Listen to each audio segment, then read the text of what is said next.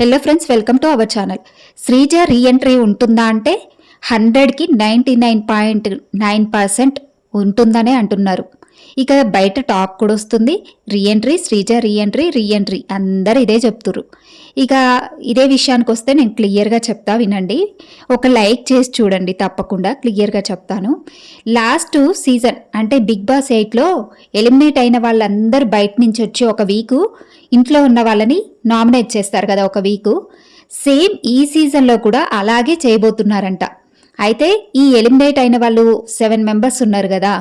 ఇప్పుడు ఎవరు సెలబ్రిటీస్ వచ్చేసి 3, వీళ్ళు కామనర్స్ వచ్చేసి 4. ఈ 7 మంది వచ్చి హౌస్లో ఉన్న వాళ్ళని ఇద్దరిద్దరు చొప్పున నామినేట్ చెయ్యాలి.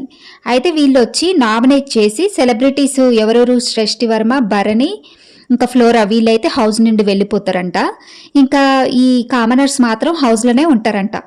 ఎందుకు అనంటే వీళ్ళు కామనర్స్ ఎవరెవరు, ప్రియా శెట్టి, శ్రీజ, మర్యాద మనీష్, మాస్క్ మ్యాన్ హరీష్, వీళ్ళు వారం రోజుల పాటు హౌస్లో ఉండి వీళ్ళని టాస్క్లు ఆడిపిస్తారంట. అంటే వీళ్ళతో టాస్కులు కూడా ఆడతారంట హౌస్ మేట్స్.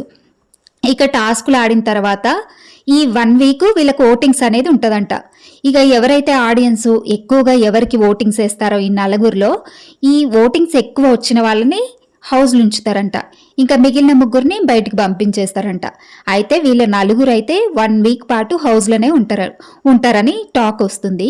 ఇక ఈ కొత్త ట్విస్ట్లు ఏందో కానీ వామ్మ పిచ్చి లేస్తుంది. ఎప్పుడు ఏం జరిగేది తెలవట్లేదు. ఏందో సడన్ షాకు. ఎలిమినేట్ చేయడం వాళ్ళ ఇష్టమే, మళ్ళీ హౌస్లోకి తేవడం వాళ్ళ ఇష్టమే. అసలు ఏంది, శ్రీజ ఎలిమినేట్ అయింది, ఒక వారం పాటు శ్రీజని రీఎంట్రీ అన్నారు. మళ్ళీ జనాలు మర్చిపోయేలోపు మళ్ళీ తీసుకొస్తారు. ఏందో ఏమో, ఏం చెయ్యాలనుకుంటున్నాడో ఏమో బిగ్ బాస్ అయితే కానీ ఇంకా మళ్ళీ తీసుకొస్తుర్రంట. మళ్ళీ ఇంకెట్లెట్లుంటుందో వీళ్ళ 4 వాళ్ళు 16 మంది, ఇక రచ్చ ఉంటుంది హౌస్లో. ఇక ఎట్లుంటుందో వీళ్ళు వచ్చిన తర్వాత చూడాలి. ఇక ఎవరు ఉంటారో ఎవరు పోతారో చూద్దాం. ఇవన్నీ వింటుంటే మీకేమనిపిస్తుంది?